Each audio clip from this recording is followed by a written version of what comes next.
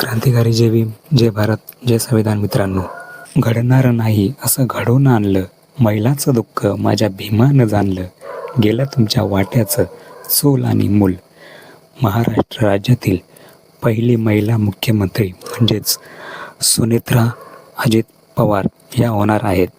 खूप आनंदाची गोष्ट आहे आणि हे सगळी पुण्य आहे मित्रांनो, आपल्या महापुरुषांची, डॉक्टर बाबासाहेब आंबेडकरांची, महात्मा ज्योतिराव फुले यांची, माता सावित्रीबाई फुले यांची आणि बऱ्याच अशा महापुरुषांची पुण्य आहे की आपल्या महाराष्ट्र राज्यातली मुख्यमंत्री तर झाले नाही अजून महिला, पण उपमुख्यमंत्रीपद या आपल्या सुनेत्राताई पवार या घोषवणार आहेत.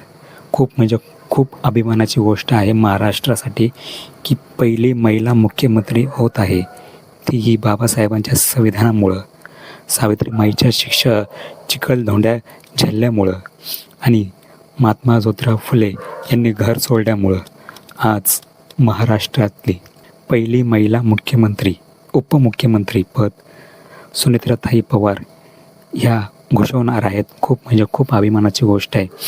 ज्या महिलांना घराच्या बाहेर देखील पडण्याचा अधिकार नव्हता, स्वाभिमानाने जगण्याचा देखील अधिकार नव्हता, त्यांना फक्त अधिकार होता चूल आणि मूल.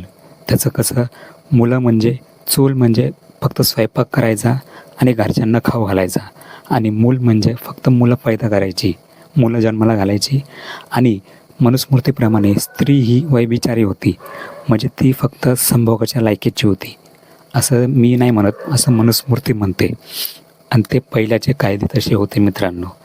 तर त्या कायद्यांना लाथाडून त्या कायद्यामध्ये असंही देखील होतं की नवरा मेला की स्त्रीला देखील सती जावं लागत, कारण स्त्री ही सती गेली नसती तर इथल्या मनुवाद्यांनी त्यांना, त्या स्त्रीला खूप त्रास द्यायचे जर ती स्त्री सती गेली नाही तर.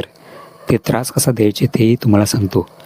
जर ती स्त्री सती गेली नाही, नवऱ्यासंग ती जळाली नाही, मेल्यानंतर, नवरा मिळाल्यानंतर त्याच्या चितेवर बसून ती जळाली नाही, तिने सतीला नकार दिला, तर तिला असंच छळायचे, तिला दुसरं लग्न करू द्यायचेच नाही, तो तर विषयच नाही ठेवायचे, पण जगूच द्यायचे नाही, जगणं मुश्किल करून टाकायचे. एवढे हाल होते महिलांचे. पण ते हाल, एवढे भयानक हाल असायचे म्हणून स्त्रीला कोणत्याही परिस्थितीमध्ये सती जावंच लागायचं. आणि त्या काळी लग्न कसे व्हायचे माहिती का? मुलगी ही 10 किंवा 12 वर्षाची असायची आणि नवऱ्याचं काहीही वय नसायचं मित्रांनो. नवरा हा 30 वर्षाचा, 40 वर्षाचा, 50 वर्षाचा, तो 80 वर्षाचा म्हातारा का असेना, त्याच्यासंग